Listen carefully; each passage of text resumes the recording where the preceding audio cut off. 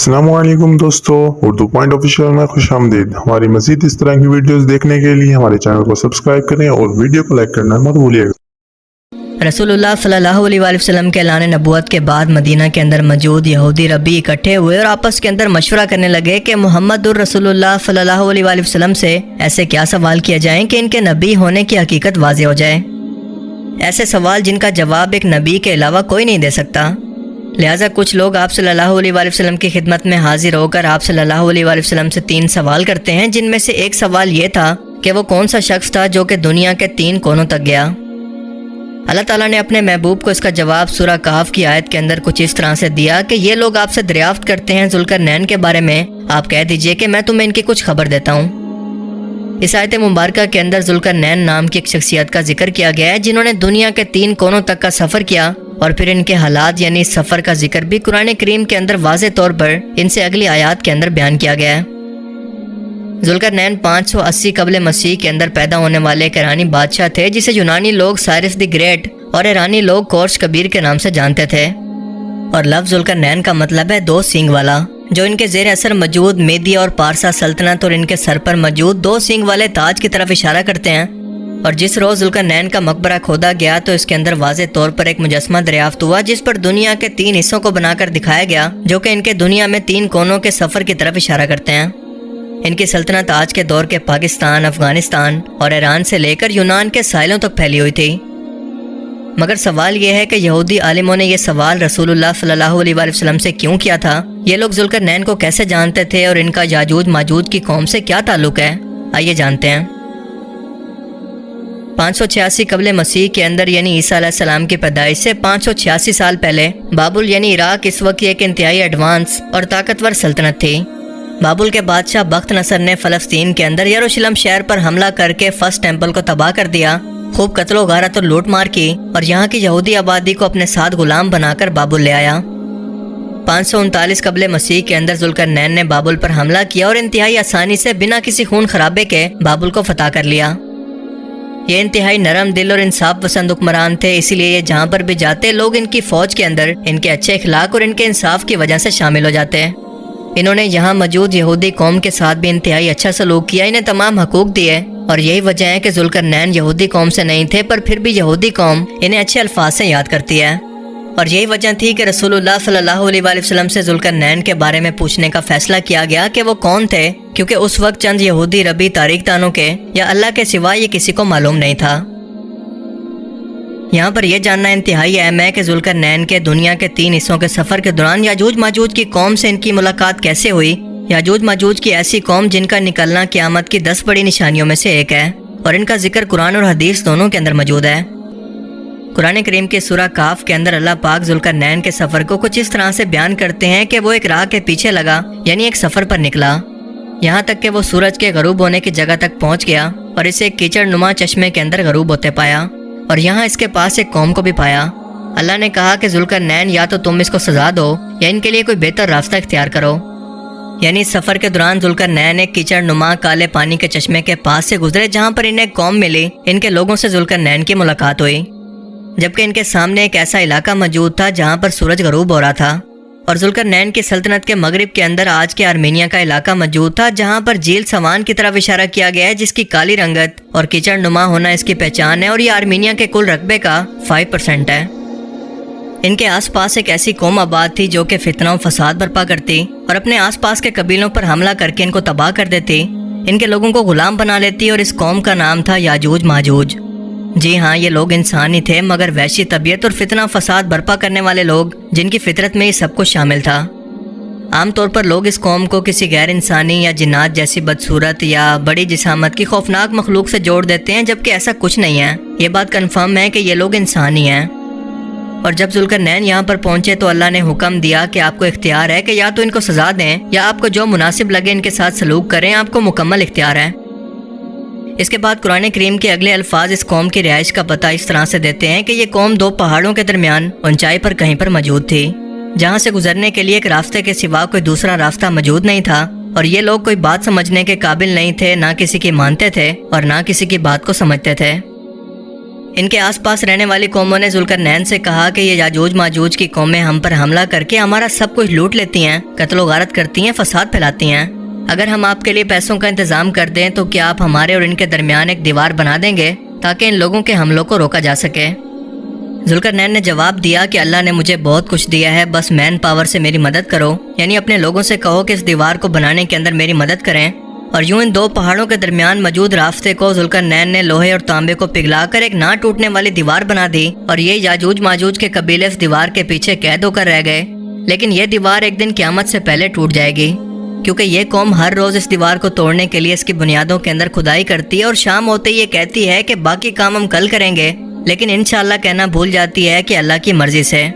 اور قیامت سے پہلے جب وہ انشاءاللہ کہہ کر اس دیوار کو کھودیں گے تو یہ ٹوٹ جائے گی، اور باہر نکلتے ہی یہ اتنی زیادہ تعداد کے اندر ہوں گے کہ دریاؤں اور جھیلوں کے پانی کو پی جائیں گے، انہیں خشک کر دیں گے، ہر جگہ پر قتل و غارت اور تباہی مچائیں گے، اپنے راستے میں آنے والی ہر چیز کو تباہ کر دیں گے۔ اور یاجوج ماجوج کی یہ قوم آج بھی اس دیوار کے پیچھے قید ہے۔ بہت سے مشہور اسلامک اسکالر مثلاً ڈاکٹر اسرار احمد اور مولانا ابوالکلام آزاد کا یہ کہنا تھا کہ جس جگہ پر یاجوج ماجوج کی قوم کو قید کیا گیا تھا وہ دراصل آذربائیجان کے علاقے میں موجود دربند کا علاقہ ہے، جہاں پر ذوالقرنین نے قلعہ بنا کر اس کی دیواروں کو لوہے اور تانبے سے بنایا تاکہ یاجوج ماجوج کی قوم کے حملوں سے ان کے آس پاس کی قوموں کو بچایا جا سکے، جنہوں نے ذوالقرنین علیہ السلام سے یہ گزارش کی تھی کہ آپ ہمارے اور ان کے درمیان ایک لوہے کی دیوار کو بنا دیں جس کے نشان آج بھی اس جگہ پر موجود ہیں، اور اس قلعے کے نشان بھی۔ اور یہ جگہ قرآن کریم کے اندر بیان کردہ نشانیوں سے میل کھاتی ہے، کیونکہ اسی جگہ پر ذوالقرنین نے اس قوم کی طرف سورج کو غروب ہوتے دیکھا جہاں پر یہ یاجوج ماجوج کی قومیں آباد تھی۔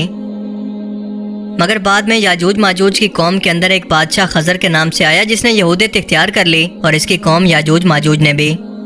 حالانکہ دنیا میں یہودیت ہی صرف ایک واحد ایسا مذہب ہے جسے قبول نہیں کیا جا سکتا، بلکہ یہ ایک نسل ہے جس کا سلسلہ نسب انبیاء سے جا کر ملتا ہے۔ لیکن یہی یہودی آج دنیا کے اندر پھیل کر خود کو اشکنازی جیوز کہتے ہیں، لیکن یہ اصل یہودی نہیں بلکہ یاجوج ماجوج کی نسل سے ہیں، جس کا ایک ثبوت ان کی رنگت ہے، کیونکہ یہ ترکش نسل سے ہیں جو کہ سفید رنگت رکھتے ہیں، جبکہ اصل یہودیوں کا رنگ گندمی تھا جو کہ فلسطین میں آباد تھے۔ اس کے علاوہ رسول اللہ صلی اللہ علیہ وآلہ وسلم کی حدیث مبارکہ سے یہ ثابت ہے کہ ایک روز آپ نے فرمایا کہ یاجوج ماجوج کا فتنہ قریب آ گیا ہے، اور آج ان کی دیوار کے اندر اتنا بڑا سوراخ ہو گیا ہے۔ یعنی اس قوم نے آپ صلی اللہ علیہ وآلہ وسلم کے دور میں اس دیوار سے باہر نکلنے کا راستہ ڈھونڈ لیا تھا، اور دوسرے خلیفہ حضرت عمر کے دور کے اندر بھی مسلمان فوجیں ان علاقوں میں روانہ ہو کر یاجوج ماجوج کی قوم سے جنگیں بھی کرتی رہی، جس کا ثبوت دربند کے علاقے کے اندر کئی صحابہ کرام کی قبریں ہیں۔ اور اس یاجوج ماجوج کی قوم کو تاریخ کے اندر کئی ناموں سے جانا جاتا تھا، مثلاً گوگ ماگوگ، یاجوج ماجوج، قوم خضر یا اشکنازی وغیرہ، اور مسلمان اسے قوم خضر یا اشکنازیز کے نام سے جانتے ہیں۔ لیکن اب سوال پیدا ہوتا ہے کہ اگر یہی قوم خضر جو کہ آج خود کو یہودی کہتی ہے یا اشکنازی جیوز یاجوج ماجوج کی قوم ہے، تو پھر قیامت سے پہلے یہ کیسے پوری دنیا پر حملہ آور ہوں گے؟ ڈاکٹر اسرار احمد مرحوم کے مطابق اس کا مطلب ایبسٹریکٹ معنوں کے اندر تھا، یعنی قرب قیامت کا وہ وقت شروع ہو چکا ہے، اور آج خود کو یہودی کہنے والے دراصل اشکنازی جیوز دنیا کی اونچائی پر موجود ہیں، اور دنیا کے ہر ایک ریسورسز پر قبضہ کر کے بیٹھے ہیں۔ دنیا کا تمام معاشی نظام، میڈیا، پولیٹکس انہی کے کنٹرول میں ہے، جس سے وہ باقی دنیا کے انسانوں پر حملہ آور ہیں، جیسا کہ قرب قیامت سے پہلے ان کے کردار کو بیان کیا گیا ہے۔ اور یہ بحر تبریہ کا پانی بھی پی چکے ہیں جو کہ اسرائیل کے پاس موجود ہے، اور یہودی قوم کئی دہائیوں سے اس کا پانی استعمال کر رہی ہے، اور اسی لیے یہ جھیل اب آہستہ آہستہ خشک ہو چکی ہے، جو کہ ان کے نازل ہونے کی بہت بڑی نشانی ہے۔ اب بس اتنا وقت باقی رہ گیا ہے کہ یہ سب اکٹھے ہو کر پوری دنیا پر جنگ مسلط کریں گے اور قتل عام کریں گے، جب تک کہ اللہ کے حکم سے ہلاک نہ ہو جائیں، جیسا کہ قرآن کریم کی سورہ الانبیاء کے اندر ارشاد ہوتا ہے کہ یہاں تک کہ یاجوج ماجوج کھول دیے جائیں گے اور ہر بلندی سے دوڑتے ہوئے آئیں گے۔ مگر مسلمانوں کا ایک طبقہ اس ریسرچ سے ایگری نہیں کرتا، کیونکہ یہ نظریہ بہت سے سوالوں کے جواب دینے سے قاصر ہے۔ مثال کے طور پر یاجوج ماجوج کی تعداد باقی انسانوں سے کئی ہزار گنا زیادہ ہوگی، جبکہ یہودی تعداد کے اندر دنیا کا 1% بھی نہیں ہے۔ اگر یاجوج ماجوج قید کے اندر ہیں تو ان کی آزادی کے لیے ہر روز ان کے دیوار کے اندر سوراخ کرنے کا کیا مطلب ہے؟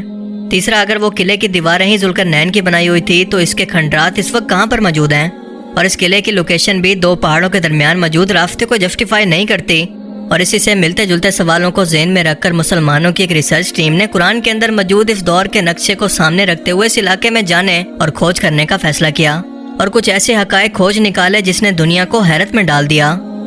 کیونکہ ان کا دعویٰ ہے کہ وہ یاجوج ماجوج کی اس دیوار کو تلاش کر چکے ہیں جو کہ ٹنوں برف کے نیچے موجود ہے، اور اسے میٹل ڈیٹیکٹر سے کنفرم کیا گیا۔ इनके मुताबिक ये आज के दौर के किर्गिस्तान मुल्क के अंदर मौजूद है, जो कि यूएसएसआर के टूटने से पहले रशिया का हिस्सा था और इसका ज़्यादातर हिस्सा पहाड़ों और मैदानों से घिरा हुआ है, जहाँ पर ज़्यादा आबादी भी मौजूद नहीं और पहाड़ी मैदानी इलाके यहाँ पर मौजूद हैं। मिस्र और सेंट्रल एशिया से ताल्लुक़ रखने वाले कुछ मुसलमानों ने इस सफ़र का इरादा किया और ये 30 लोग थे। 1 साल 4 महीने के अंदर जाकर ये दुश्वार गुजार सफ़र मुकम्मल हुआ और तकरीबन आधे लोग इस सफ़र की मुश्किलात और मौसम की शिद्दत से मारे गए। लेकिन जब आखिरकार यहाँ पर पहुंचे तो इन लोगों ने देखा कि ये 2 पहाड़ों के दरमियान मौजूद एक रास्ता था, जो कि बिल्कुल बर्फ की दीवार की तरह दिखता है, जिसे खुद इंसानों ने बनाया है। ये कुदरती तौर पर नहीं बना, क्योंकि इसके आसपास मौजूद पत्थर के टुकड़े ये बता रहे हैं कि इन पत्थरों को मेटल यानी लोहे और पीतल से पिघलाकर बनाया गया।